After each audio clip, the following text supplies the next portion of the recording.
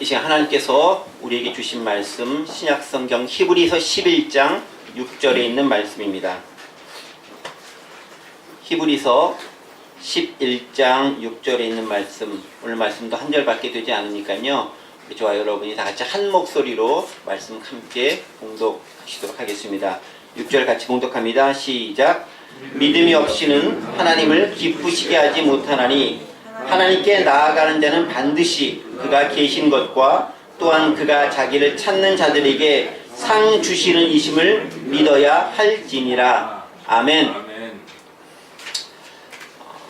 요즘 우리는 믿음에 관한 본문을 가지고 함께 하나님의 은혜를 나누고 있습니다. 이번 시간에는 지난 시간에 이어서 에녹과 관련된 믿음의 모습을 조금 더 살펴보려고 합니다.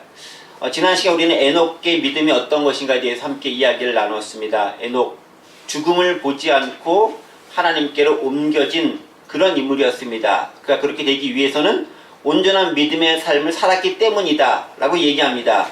그리고 그것은 곧 하나님을 기쁘시게 하는 삶이었다고 성경은 증언합니다. 그렇게 하나님을 기쁘시게 하는 삶은 어떤 삶입니까? 나의 이익을 추구하는 나 중심적 삶이 아니라 하나님 중심적 신앙을 가질 때 비로소 가능하다고 말씀을 드렸습니다. 또한 하나님을 기쁘시게 하는 것의 가장 구체적인 모습은 우리가 하나님과 동행하는 삶을 통해서 가능하다라고 말씀을 드렸고요. 동행한다는 것은 우리의 삶의 목적을 하나님께 일치시키는 것이고 하나님과 보폭을 맞추어 한 걸음 한 걸음 걸어 나가는 것이고 또 친밀한 관계성 가운데 하나님과 교제하는 삶이다 라고 말씀드렸습니다. 우리는 바로 그렇게 매 순간 하나님과 동행하는 삶을 통해서 하나님을 기쁘시게 하는 그런 삶을 살아갈 수 있습니다. 물론 이게 쉬운 일은 아닙니다. 뭐 쉬우면 누구나 다 할게요. 그런데 정말로 쉽지 않기 때문에 성령님의 도우심이 필요하고 그 은혜가 우리에게 필요한 것이 아닌가 싶습니다. 그 말은 다시 말해서 성령께서 도우시면 우린 충분히 그러한 삶을 살아갈 수 있고 혹 실패하고 넘어진다 할지라도 다시 일어나서 회복해서 나아갈 수 있다는 것을 우리는 말씀을 통해 확인해 볼 수 있습니다. 자, 이제 오늘은 그렇게 하나님을 기쁘시게 하는 삶의 또 다른 측면에 대해서 한 번 더 살펴보려고 합니다. 그것이 뭐냐면 오늘 본문 6절에 기록되어 있습니다. 아까 6절 말씀 우리 읽었는데 아마 여기 계속 띄어져 있을 거예요. 6절에 의하면 어떤 삶이 하나님을 기쁘시게 하는 삶이죠? 또 보면은 믿음으로 살아가는 삶이 하나님의 기쁘시게 하는 삶이다 라고 기록되어 있습니다. 6절 보면요, 믿음이 없이는 하나님을 기쁘시게 하지 못하나니 라고 기록되어 있습니다. 그러니까 하나님을 기쁘시게 하기 위해서는 어떻게 해야 된다? 믿음이 있어야 된다. 믿음으로 말미암는 삶을 살지 않고는 절대로 하나님을 기쁘시게 할 수 없다고 선언하고 있습니다. 계속 이어지는 구절이 이거죠. 하나님께 나아가는 자는 반드시 그가 계신 것과 또한 그가 자기를 찾는 자들에게 상 주시는 이심을 믿어야 할지니다 라고 기록하고 있습니다. 그렇죠? 우리가 하나님을 기쁘시게 하는 삶을 살기 위해서는 어떻습니까? 지난 시간에 밝힌 것처럼 하나님과 동행하는 삶을 살아가야 하지만 그것은 또한 다른 말로 표현하면 믿음으로 살아가는 삶이죠. 그런데 오늘 본문을 보면은 그 믿음으로 살아가는 삶을 아주 구체적으로 이렇게 잘 설명해 놓고 있어요. 구체적으로. 정확하게 말하면은 누가? 에녹이 바로 그렇게 믿음으로 말미암은 삶을 잘 살았고 그래서 하나님께서 그를 죽음을 보지 않고 데려가셨다라고 얘기할 수 있습니다.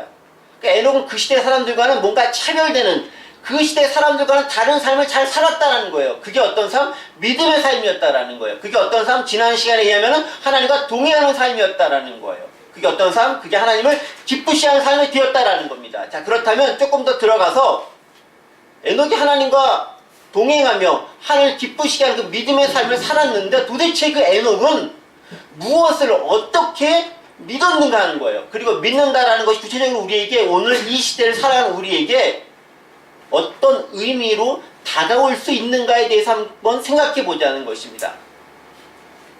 오늘 본문을 좀 보면서 함께 은혜를 나누고자 합니다.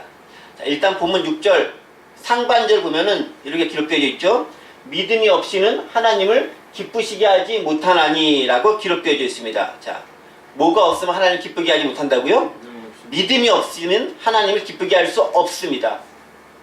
영어 성경을 보면요, 영어도 읽으니까 죄송하긴 한데 without faith it is impossible to please God.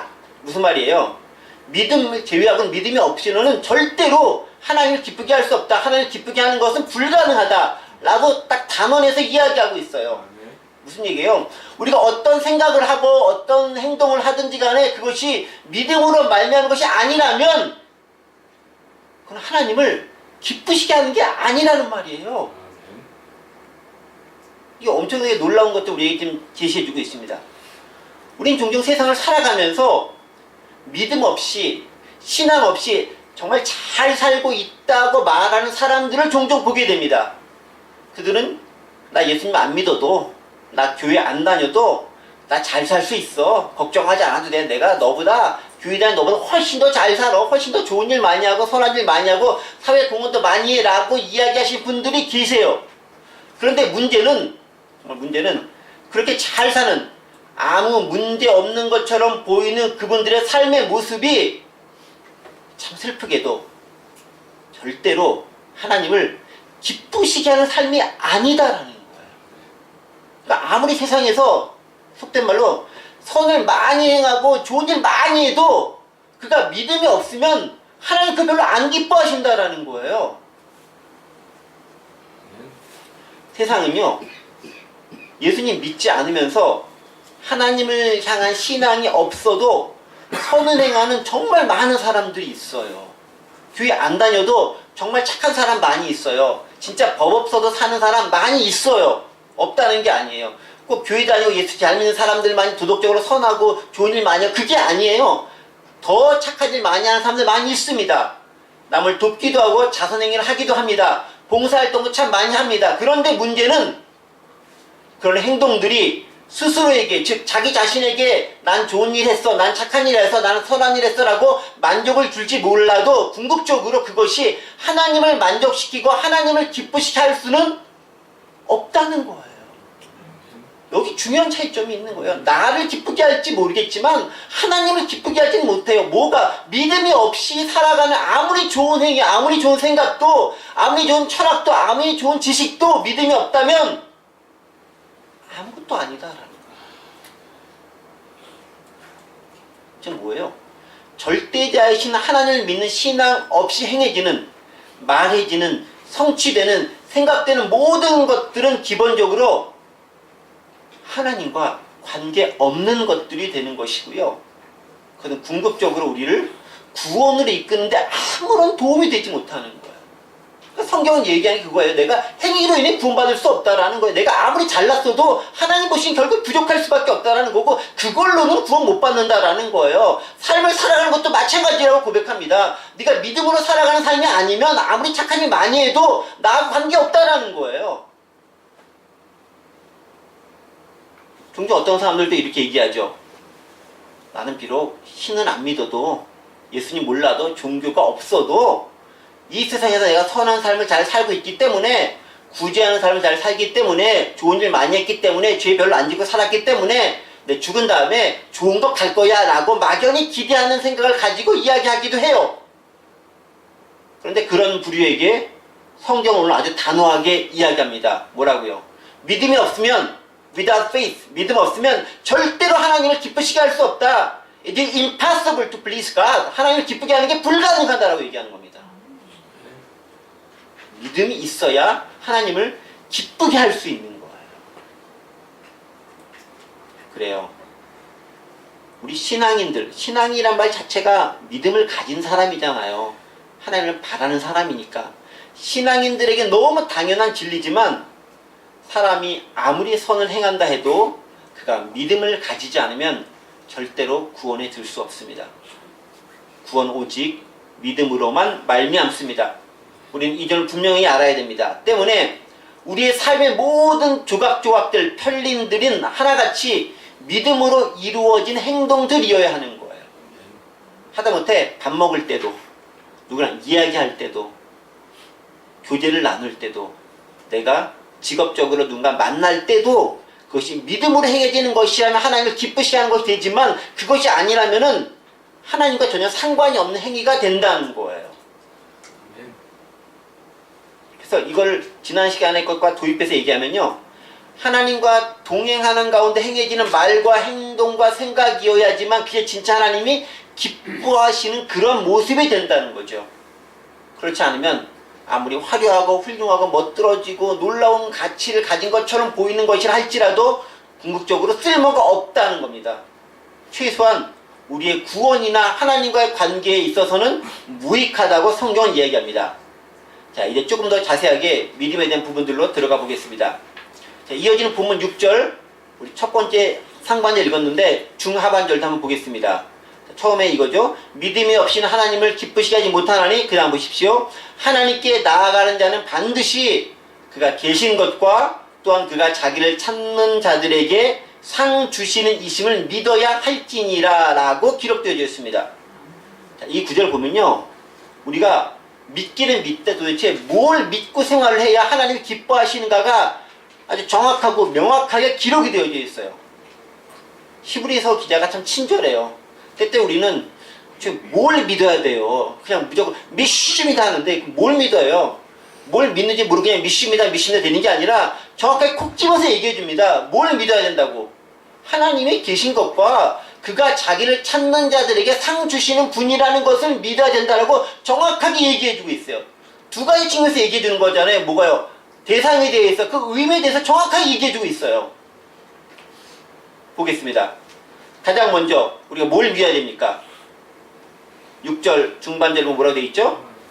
하나님께서 계신 것, 하나님이 계신 것과 라고 기록되어 있습니다. 즉 하나님이 계시다는 것, 하나님의 존재에 대한 믿음을 가져야 된다는 거예요. 이 부분을 조금 더 알기 위해서 제가 영어 성경 번역본을 종종 보도록 하겠습니다. 저희한테는 익숙하잖아요. 영어 성경 보는 게. 그렇죠? 여기 보시면 알겠지만 영어 성경을 보면은 뭐라고 되어 있냐면은 Anyone who comes to him must believe that he exists 라고 기록되어 있어요. 뭐라고 되어 있는 거죠? 하나님이 존재하고 계심을 믿는다라는 거예요. 그렇죠. 기본적으로 1차적인 믿음은 뭐냐면 하나님의 존재에 대한 믿음인 거예요. 자, 이 믿음이 중요한 이유가 뭐냐면요, 이 세상을 가르는, 이 세상을 이렇게 딱 이분할 수 있는 대표적인 사조가 두 가지 있는데, 그게 뭐냐면 첫 번째가 하나가 유신론과 무신론의 사조가 있는 거예요. 기본적으로 둘 사조예요. 하나님의 존재를 인정하는 쪽이 있고 없다라고 생각하는 둘로 딱 나눠져요. 유신론 아니면 무신론이 있는 거예요. 이 두 가지 지표 가운데 하나의 존재를 인정하느냐 안 하느냐 무척 중요한, 어느 쪽으로 내가 쏠리느냐 같은 거에 OX 퀴즈잖아요. yes or no예요. 둘 중에 하나인 거예요. 어느 쪽이 딱 승리에 따라서 내가 생명길로 갈 수도 있고 영벌의 길로 떨어질 수도 있는 거예요. 우리는 가장 기본적으로 하나님의 존재하심을 믿는 겁니다. 신의 존재를 인정하고 그 존재를 믿느냐의 여부는 세상을 살아가는 삶의 자세를 가르는 중요한 기준이고 잣대가 됩니다. 그러니까 내가 신의 존재, 즉 하나님의 존재를 믿으면서 생활하는 사람과 하나님의 존재 없이 그냥 뭐 세상은 물질로 이루어져 있는데 뭐 그냥 내가 혼자 나만 잘 살면 되지 라고 생각하면서 가치를 가지고 살아가는 사람의 삶의 방식은 다를 수밖에 없는 거예요. 왜냐면요, 이게 인간 중심이냐 하나님 중심이냐를 가르는 척도가 됩니다. 즉 절대자로서 하나님을 인정하고 삶을 살아가는 사람과 그런 절대자의 존재에 대한 생각 없이 그냥 삶을 살아가는 사람은 최소한 제가 보기에는 최소한 안정성이라는 측면에서도 커다란 차이를 보일 수밖에 없어요. 여기 계신 분들 중에서 부모님 없이 스스로 존재하시는 분은 안 계십니다. 지금 이제 연세가 들어가심에 따라서 이미 우리 부모님은 별세하셨을 수도 있고, 또 어떤 분들이 태어나면서부터 부모님을 못 볼 수도 있지만 어쨌든 간에 부모님이 있어야 내가 존재할 수밖에 없어요. 우리 인간은 반드시 그렇습니다. 그런데 그 부모님이 지금 내 옆에 생전에 계시느냐 별세하셔서 안 계시느냐는 되게 중요한 차이를 만들어내는 것 같아요. 특히 이게 어린아이일수록 그 차이는 더 커요. 부모가 있는 아이들은요 훨씬 안정감을 가지고 생활합니다. 조금 떨어져 있어도 우리 엄마가 나를 지켜보고 있다라는 생각을 가지고 있는 아이들은 훨씬 편안하게 자신의 삶을 누리면서 즐기면서 그렇게 지낼 수 있어요. 그런데 부모님이 없는 아이는 아무리 다른 사람들이 이렇게 잘 돌봐주고 보듬어준다 할지라도 뭔가 부족하고 뭔가 결핍에 시달리고 그것을 위해서 불안한 모습을 감출 수 없다라는 거예요. 부모님 없이 커나간 아이들은 빠른 나이에 독립심을 가질 수 있고 책임감을 가질 수 있을지는 모르겠지만 안정성의 측면에서는 커다란 결핍을 보일 수밖에 없습니다. 이것이 나중에 성장하면서 큰 문제로 작용돼요. 그렇습니다.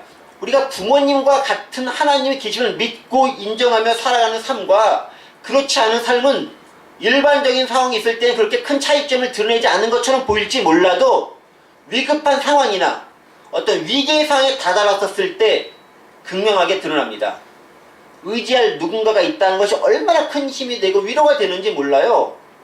아무리 우리 부모님이 연세가 많으시고 연로하셨다 할지라도 그분이 살아계시다고 하는 그것 자체와 그분이 돌아가시고 없다라는 것 자체가 느껴지는 심리적인 상태는 엄청난 차이점이 있는 거예요. 이거는 연세 많고 적은과 그렇게 큰 상관이 없어요. 그저 계시다는 것 자체가 우리에게 주는 그 위안과 평안이 얼마나 큰지 몰라요. 그래서 부모님은 계셔야 되는 거예요.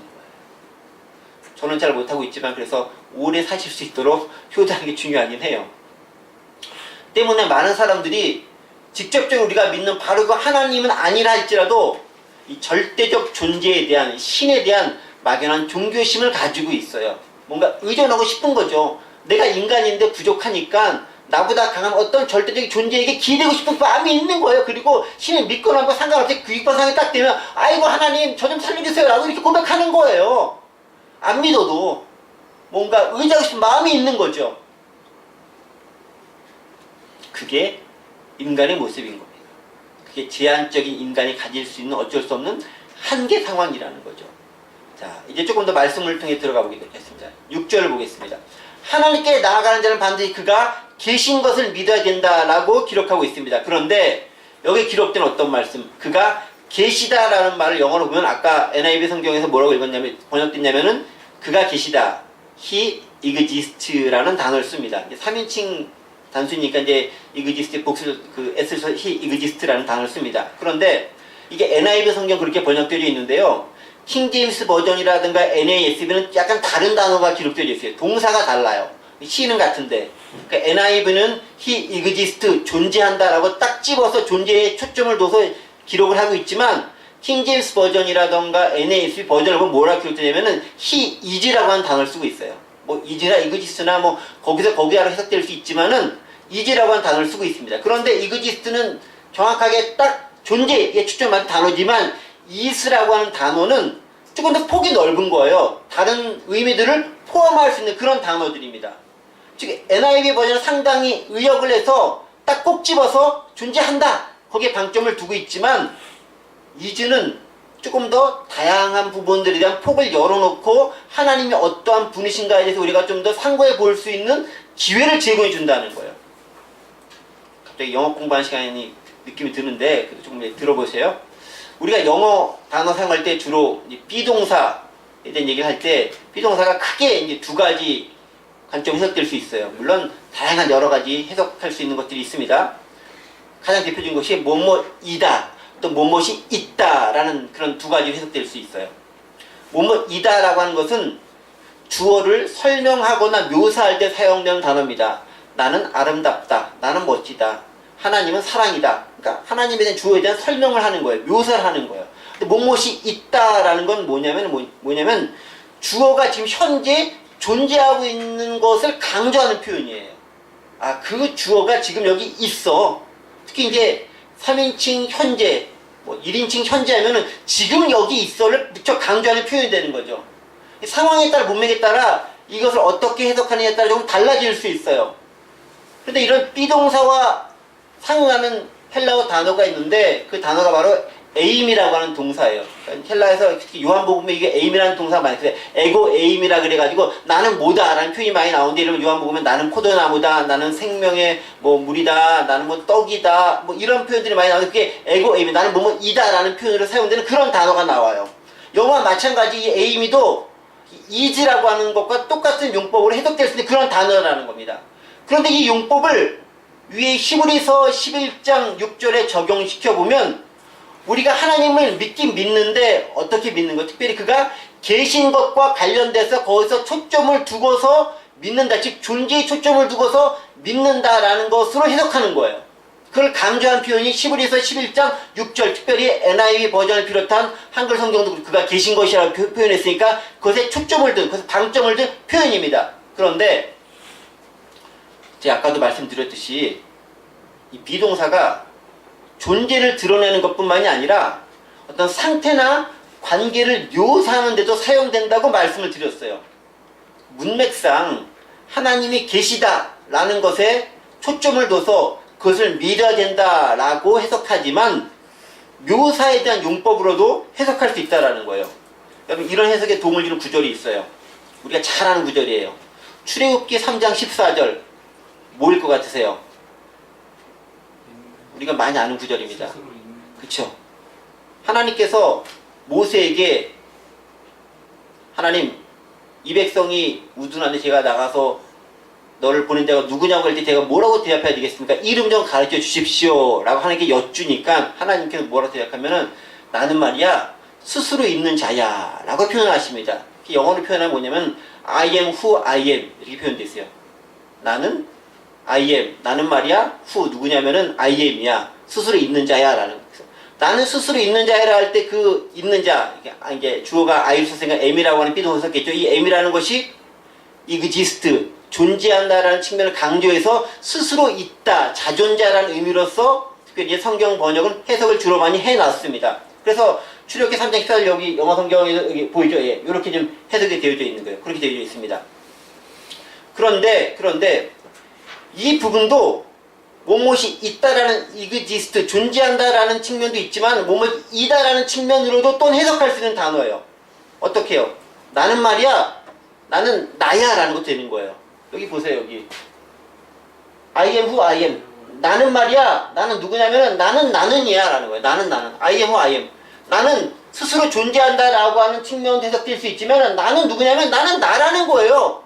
그 말은 뭐겠어요? 나는 다른 어떤 것으로도 해석되고 니네가 규정할 수 없는 그런 절대적인 존재로서의 나라는 거예요. 인간이 규정할 수 없는 존재로서의 하나님이라는 거예요. 니네가 규정하려고 하고 니네가 어떻게 한정지를 하는 그런 분이 아니다라고. 나는 그냥 나다라는 거예요. 그것처럼 하나님을 잘 드러내주는 표현이 없는 거예요. 하나님이 뭘 하나로 딱 규정하는 순간, 어떤 명사로서 딱 정의하는 순간 하나님은 그 하나님에 대한 모습을 우리가 훼손시키는 거예요. 정확히 얘기하면은. 왜 하나님은 우리가 정의할 수 없어요. 아니 불완전한 인간이 불완전한 언어를 가지고 어떻게 완전하게 하나님을 완벽하게 표현해야겠어요? 불가능한 거예요. 그러니까 하나님께서도 인간에게 인간의 언어를 설명해 주시면서 나는 말이야, 너희가 가진 언어로는 너희가 생각으로는 나를 표현할 수 없어. 그래서 나는 나야 라고 표현해 버리는 거예요. 그래서 I am who I am은 나는 스스로 있는 자라고 절대성, 지존을 강조하고 홀로 존재하는 분야를 강조하기도 하지만은 나는 니네가 생각할 때 그런 존재를 넘어서는 초월적인 존재야 라고 우리에게 이야기해 주는 거다라는 거예요. 즉 하나님은 그 어떤 것으로도 무엇으로도 설명될 수 없는 하나님 그 자체다라는 거예요. 하나님은 그 어떤 것으로도 그 무엇으로도 형상을 만들거나 규정 지을 수 없어요. 그래서 하나님께서는 우상 숭배를 왜 싫어하냐면은 자기 형상대로 뭘 만들어서 규정 짓는 거 그것을 원하지 않으시는 거예요. 그래서 하나님을 뭐 형상대로 봤다 이건 다 거짓말인 거예요. 하나님 형상대로 보여줄 수가 없어요. 누군가가 우리가 시각적으로 보면 그 시각이 내 안에 형상이 되어져 버리는데 하나님은 그렇게 제한되는 분이 아니다라는 거예요. 하나님에 대한 생각을 우리가 좀 고칠 필요가 있습니다. 그래서 하나님을 규정하는 순간 하나님은 더 이상 하나님의 자리에 머물 수가 없습니다. 그렇죠.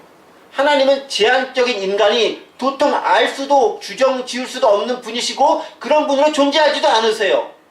비록 인간들이 자기들의 수준에 맞게 이해하는 대로 하나님이 이런 분이야, 내가 경험하는 이런 분이야라고 내 주관적 체험을 가지고 하나님에 대해 얘기할 수 있을지는 모르겠지만 그거는요 큰 코끼리에 발톱 하나 만지는 거예요. 코끼리 저기 허벅지 하나 만지는 거, 코 만지는 거 하나 그거인 거예요. 내가 경험한 하나님이 요거다라는 거 그게 하나님 전부다라고 말할 수 없는 거예요. 하나님은 인간이 규정할 수 없는 지금 초월적이고 또한 내재적인 그런 분이십니다. 인간의 규정 따위를 벗어나 계신 그런 분이다라는 거예요. 자, 이제 다시 오늘 본문을 또 살짝 넘어가 보겠습니다. 오늘 보면 6절에서 뭘 믿는다 그랬죠? 하나님이 계신 것을 믿는다라고 얘기했습니다. 마찬가지입니다. 여기서 하나님을 믿는 것은 하나님께서 지금도 살아계심, 즉 현존하고 계시다라는 것, 존재에 대한 것이 1차적인 의미로 믿는 것입니다. 때문에 우리는 현재 존재하는 그 하나님을 믿는 겁니다. 하나님은 항상 현재 존재하십니다. 과거에 존재하고 지금은 없는 분이 아니에요. 하나님은 과거, 현재, 미래 모두를 아우르는, 다른 말로 시간을 초월해서 시간을 품고 계시는 분이세요. 우리는 시간 속에 제한을 받고 이렇게 과거, 현재, 미래 이렇게 살아가고 있지만 하나님 그걸 다 통틀어 가지고 왜 시간을 만드신 분인데 그걸 통제 못 하실 수 없잖아요. 하나님은 언제나 현재인 거예요. 그래서 하나님은 항상 현재예요. 항상 하나님은 신실하신 분이세요. 하나님은 항상 현재인 분이에요. 그래서 우리가 기도할 때도 항상 우리가 현재형으로 기도해야 되는 거예요. 현재 지금 계시는 분이기 때문에 지금 내가 기도하는 거예요. 기도했습니다. 이건 적합한 올바른 표현이 아니에요. 과거형 표현 쓰지 마시고 가능 현재형으로 쓰셔야 돼요. 지금 내가 하나님 살아계신 하나님과 내가 교제하고 있습니다 라고 말하면서 기도하는 것이 올바른 기도다라는 겁니다. 또한 어떤 의미라고 했죠? 하나님은 하나님 믿는다라는 것은, 존재하는 하나님 믿는다라는 것은 하나님은 하나님이다라는 것을 믿는다라는 거죠. 우리가 설명하거나 이해할 수 있는 분량을 넘어선 초월적이고 절대적인 분이라는 사실에 대한 믿음 혹은 그 인정이 바탕이 되어져야 한다라는 거예요. 정리합니다. 우리는 어떤 하나님을 믿습니까? 하나님이 존재한다고 했을 때 그 이그지스트라고 NIV는 번역되어 있지만 is로서, he is로서 하나님을 믿는다라고 한다면 지금 살아계신 하나님, 그러나 우리가 규정 지을 수 없는 초월적이고 전능하고 절대적인 그 하나님을 믿는다는 고백이 그 안에 들어가 있는 거예요. 내가 규정할 수 없는 놀라운 하나님을 내가 믿고 의지하고 받아들이고 인정한다는 표현이 그 안에 들어가 있습니다. 자, 두 번째, 하나님께서 존재하시는 것과 그 다음 또 뭘 믿는다고 되어 있죠? 두 번째는요, 우리가 무엇을, 어떤 하나님을 믿는가를 얘기하고 있습니다. 자, 하나님을 믿는데 무신론과 대비되는 유신론으로서의 하나님, 유물론과 대비되는 유일신론으로서의 하나님을 믿는 것이 첫 번째 믿음의 조건이라면 이어진 6절 하반절을 어떻게 기록합니까? 그 두 번째 의미를 드러내는데 그가 자기를 찾는 자들에게 상 주시는 이심을 믿어야 할지니다 라고 고백하고 있습니다. 어떤 하나님? 하나님을 찾는 자들에게 상을 주시는 그런 하나님이다 라는 거예요.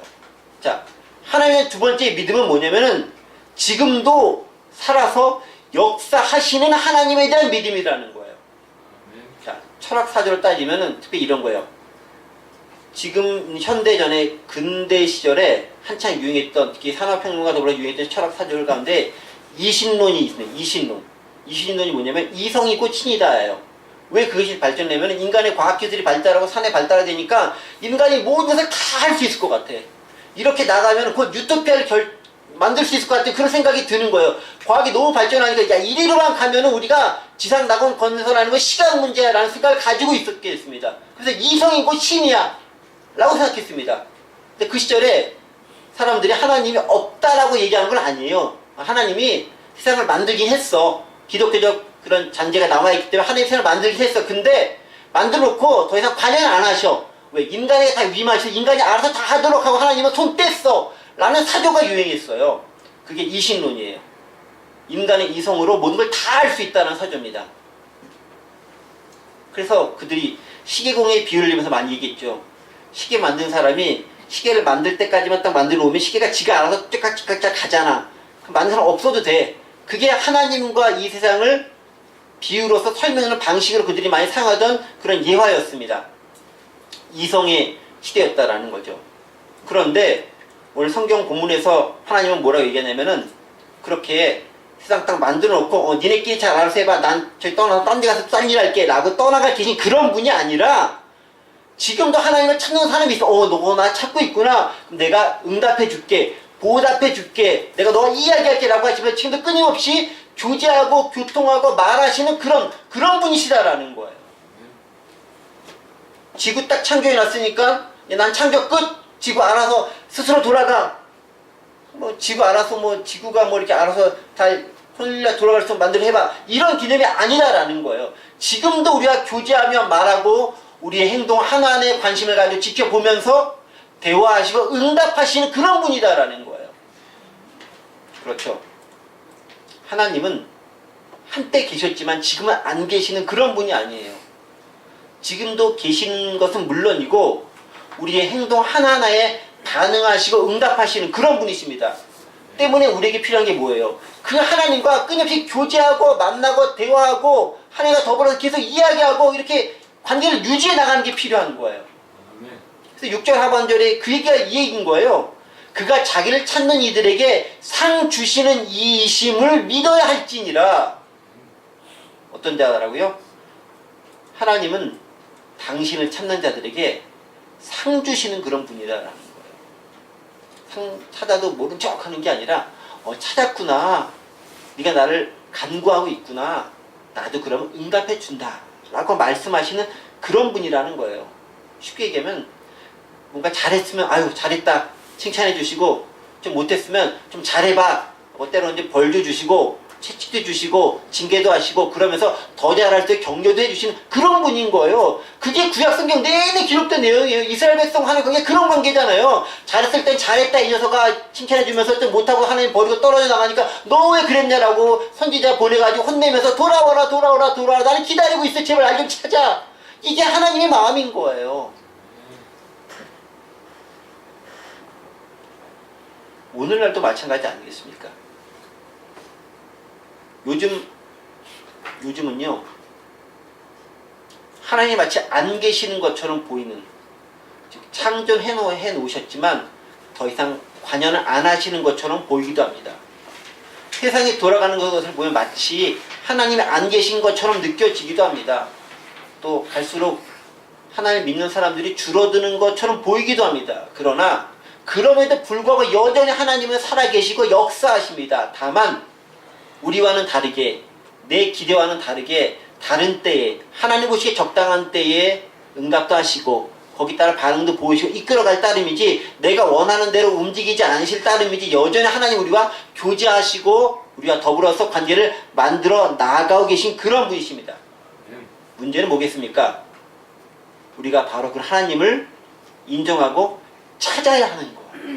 그래서 뭐라고 되어 있습니까? 하나님 자기를 찾는 이들에게 상 주신다라고 얘기해요. 왜 이 많은 표현인데 왜 이런 표현을 썼겠어요? 여러분 보세요.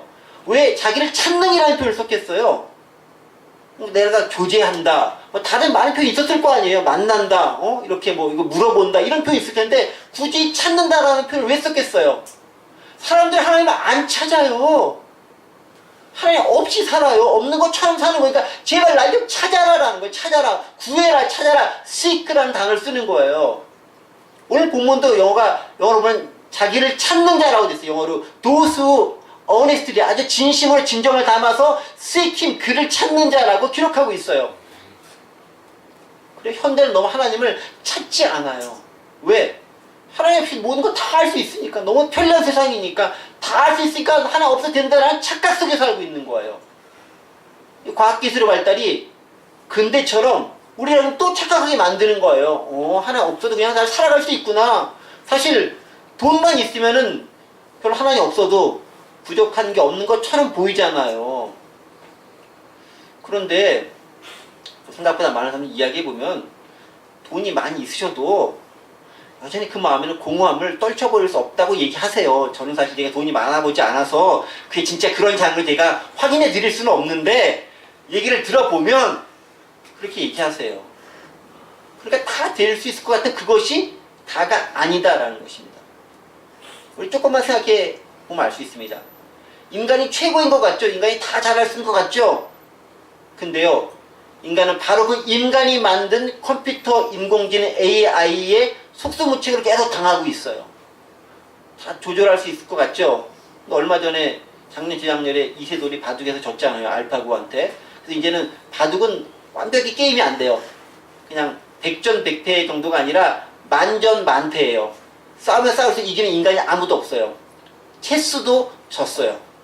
바로 얼마 전에 무슨 기사 봤냐면 인간과 AI가 토론 대회를 했어. 그런데 아직까지는 토론 대회에서는 인간이 근소하게 이기는 걸로 일단 나오긴 했어요. 근데 이것도 아마 시간 문제예요. 또 지나면은 훨씬 더 방대한 양의 자료를 어디서나 이렇게 가지고 올 수 있는 AI, 즉 컴퓨터가 훨씬 인간보다 논리적으로 잘 설명하면서 설득할 날이 오는 것 금방 올 겁니다. 무슨 얘기입니까? 인간이 최고인지 알았는데 인간이 만든 그 컴퓨터가 인간을 능가하는 시대가 곧 오게 될 수도 있다라는 거예요. 영화 보면 디스토피아 많이 이야기하고 있잖아요. 인간이 만든 그 문명으로 인간이 망하게 되는 얘기 나오는 거잖아요. 이게 우리 현실인 거예요. 걔네가 우리를 편리하게 해주는 게 아니라 걔네로 인해 우리가 망할 수도 있다라는 거예요. 인간은 결국 하나님 없이 완전한 존재가 될 수도 없고 하나님 없이 최고가 될 수도 없습니다. 그저 하나님의 도우심과 인도하심 아래 온 세상과 조화를 이루면서 살아가야 할 그런 존재가 바로 인간인 거예요. 피조물이 피조물로서의 정체성을 잃어버리고 나는 창조자라고 생각하는 순간 비극이 생기는 거예요. 내 정체성을 제대로 알아야 되는 거예요. 좀 속된 말로 꼬라지를 제대로 알아야 이게 좋은 관계가 잘 맺어져 나갈 수 있는 거예요. 내가 창조자가 되려고 하는 순간 바벨탑이 만들어지는 거고 아담과 하와처럼 범죄하게 되는 거고 교만해서 넘어질 수밖에 없다라는 겁니다. 그래서 우린 창조주인 하나님을 찾아야 되는 거예요. 그분 없다가 아니라 계신 그분을 찾고 간구하고 구하는 삶을 계속 살아가야 되는 거예요. 그리고 하나님은 그렇게 하나님의 부재인 것처럼 느껴진 이 세상에서 하나님을 찾고 간구하는 사람에게 자신을 드러내 주시고 알려주시고 계시해 주시는 거예요. 갈급한 자에게 나타나 생수를 주시며 영원히 목마르지 않도록 만들어 주십니다. 거짓되거나 헛된 알미 아닌 참된 지식과 지혜를 주심으로 진리를 깨닫게 함으로 하나님은 당신을 찾는 사람을 만나주시고 그와 교제하시어 그를 통해 놀라운 세계로 갈 수 있도록 이끌어 주십니다. 그래서 이사야서 55장 6절에도 우리에게 이렇게 권고합니다. 너희는 여호와를 만날 만할 때에 찾으라. 가까이 계실 때 그를 부르라. 시간이 너무 지나면 이게 불가능해질 수도 있어요. 그 전에 주님 오시면 어떻게 하겠어요? 그러니까 찾을 수 있을 때 찾는 게 좋아요. 지금 계신 거 확실하니까 지금 빨리 찾는 게 좋다. 겁니다. 그러면 하나님께서 어떻게 하신다? 보상을 해주십니다. 보상. 리워드라는 단어를 씁니다. 하나님 그저 받기만 하는 두려운 분이 아니십니다. 그분은 우리의 이 세상의 믿음의 삶의 분량과 그 업적에 따라서 보상을 주는 분입니다. 비록 구원 얻음은 우리의 행위에 근거한 것은 아니지만 우리가 얼마나 믿음에 합당한 삶을 따라 살아가느냐에 따라서 하나님께서 보시기에 잘했다, 착하고 충성된 종아라고 칭찬해 주시면서 보상해 주시는 거예요. 그러니까 우리가 이 세상에서 어떤 행동을 하면은 그에 따라서 반응해 주시는 분이 하나님이라는 거예요. 끊임없이 왔다 갔다 교제하는 분이 하나님이다라는 거예요. 그래서 우리는 매일의 삶 속에서 하나님을 찾아야 되는 거예요. 하나님의 의미를 발견하고 하나님의 뜻을 묻고 하나님께서 역사하시는 것을 끊임없이 탐구해야 하고 그 하나님과 그렇게 해서 만남의 삶이 계속 유지되고 지속되어야 될 필요가 있다는 거죠. 아는 만큼 보이고 찾은 만큼 찾을 수 있습니다. 많이 찾을수록 다양한 하나님을 경험할 수 있어요. 그래서 코끼리 발톱만 만지고 코끼리가 전체다 이렇게 얘기하지 않고 발톱도 만지고 다리도 만지고 코도 만지고 등도 만지고 배도 만지고 이렇게 전체적으로 만져야 하나님을 조금씩 더 내 하나님에 대한 지평이 알에 대한 지평이 넓혀져 가는 거예요. 그래서 찾으라는 거예요. 그러면 훨씬 더 풍성한 하나님을 경험할 수 있게 되는 거예요. 시간이 많이 갔으니까 간단하게 한 가지만 언급하고 넘어가겠습니다. 자, 본문 6절에는 기록했지만 마지막으로 하나님께 우리가 믿음을 가리켜 한 가지가 더 있습니다. 그것은 뭐냐면 첫 번째가 아까 존재에 대한 믿음, 두 번째는 역사하시는 것에 믿음이 했던 세 번째 믿음 뭐냐면은 말씀하시는 것을 그대로 이루시는 분이라는 것에 믿음이 필요해요. 오늘 본문은 아니지만 앞으로 조금 올라가면 히브리서 11장 3절에 기록된 말씀입니다. 히브리서 11장 3절의 말씀이 바로 그 말씀인 거죠. 하나님께서 약속하신 것은 그대로 이루시는 그 하나님이다 라는 거예요. 11장 3 여기 있죠. 믿음으로 모든 세계가 하나님의 말씀으로 지어진 줄을 우리가 아나니 라고 기록되어 있습니다. 모든 세계가 하나님의 말씀으로 지어진 것을 우리가 믿음으로 안다라는 거예요. 자, 세계가 어떻게 지었다고요? 말씀으로 지었다는 거예요. 다른 말로 하면 뭐 있습니까? 하나님께서 말씀하시면 그대로 지어지는 거예요. 그대로 존재하는 거예요. 다른 신들과 다른 존재는 뭘 가지고 하지만 하나님은 말씀으로 존재케 하는 그런 분이시다라는 거예요. 그분의 말씀은 모든 것을 그대로 이루는 동력이 되는 거예요. 역사는 능력이고 힘입니다. 하나님의 말씀은 그냥 그대로 되는 거예요. 우리가 성경을 믿고 그것을 따르는 이유가 여기 있는 거예요. 어떻게? 하나님의 말씀에 기록된 성경은 그 자체로 힘이고 능력이 됩니다. 말씀을 그대로 이루시는 분이기 때문에 하나님의 뜻과 계획이 기록된 성경은 반드시 그대로 이루어지는 거예요. 예수님의 재림의 약속도, 우리의 영생도, 그리고 하나님 나라의 도래도 아직 우리가 완전히 경험해 보진 못했지만 이루어질 것임을 우리가 믿는 거예요. 왜? 말씀을 그렇게 하셨기 때문에. 구약에서 약속된 것들은 그대로 성취가 됐습니다. 예수님으로 완성이 된 거죠. 그분들은 구원의 길도 열렸고 우리는 그분을 통해 하나님 나라를 맛볼 수 있습니다. 그게 바로 말씀의 능력입니다. 말씀 정리합니다. 자, 우리 왜 이렇게 복잡하게 하나님 믿을까요? 그냥 믿음이 하면 좋을 텐데 그게 아니죠. 하나님은 인격적인 분이시기 때문에 알고 믿으라는 거예요. 덮어놓고 무턱대고 믿으라는 게 아니라 알고 믿으라는 거예요. 하나님은 인격적인 분이시고 그 인격적인 하나님이 우리도 인격적인 존재로 만드신 거예요. 인격적인 분은 인격적인 존재를 인격적인 방법으로 대우하시는 거예요. 하나님은 우리를 로봇으로 대우하지 않고 사람으로 대우하시는 거예요. 인격적인 존재로 대우하시는 거예요. 그냥 믿도록 프로그램한 것이 아니라 우리 전인격, 지정의를 사용해서 하나님을 믿고 따르도록 요청되도록 만들어진 존재이기 때문에 그걸 통해서 하나님과 온전히 교제할 수 있습니다. 아멘. 하나님은 인격적 존재의 인간이 자신 스스로의 판단과 결정에 따라 하나님을 믿고 따르고 순종하며 교제하길 원하십니다. 프로그램화 되어진 로봇과 교제하고 연애하는 거 이거 재미없는 거잖아요. 쟤는 나를 좋아할 수밖에 없게 딱 되어진 상대랑 연애하는 건 별로 재미없어요. 좀 밀당도 해야 재미도 있는 거예요. 아슬아슬한 위기 상황을 겪으면서 이렇게 가야 나중에 후손들에게 할 말도 생기는 거예요. 내가 이렇게 안 될 뻔했는데 이렇게 됐어라고 하면서 그런 인격적인 관계가 되어져야 그래야 재미있는 거예요. 물론 재미있으라고 하나님께서 그렇게 만드신 건 아니지만 그런 부분들도 있다라는 거죠. 그렇죠? 어떻게 인격적으로 하는 겁니까? 하나님 그래서 우리에게 찾으라라고 얘기하는 거예요. 너의 인격을 사용해서 찾으라. 그러면 하나님은 응답하고 반응해 주신다라는 거예요. 기도하는 자에게 응답하고 부르짖는 자에게 대답하고 묻는 자에게 답을 주신다라는 거예요. 보상이란 리워드란 말 썼지만 그게 그런 의미가 들어가 있는 겁니다. 자, 우리는 어떤 하나님 믿습니까? 지금도 존재하는 절대적 하나님을 믿습니다. 과거의 하나님이 아니라 현재의 하나님을 믿습니다. 그리고 그 하나님은 지금 저와 여러분들과 교제하기 원하십니다. 왜 하나님은 자신을 창자에게 상 주신다고 얘기합니까? 그만큼 우리와 교제 나누기 원하시는 하나님의 깊은 마음이 그 안에 표현되어져 있는 거예요. 우리를 향한 사랑의 표현입니다. 그렇게 하나님을 믿는 자가 바로 하나님을 기쁘시게 하는 자가 되는 거예요. 그렇게 믿는 자가 하나님을 기쁘시게 하는 자가 되는 겁니다. 그가 바로 누구였습니까? 성경에 의하면 에녹이었어요.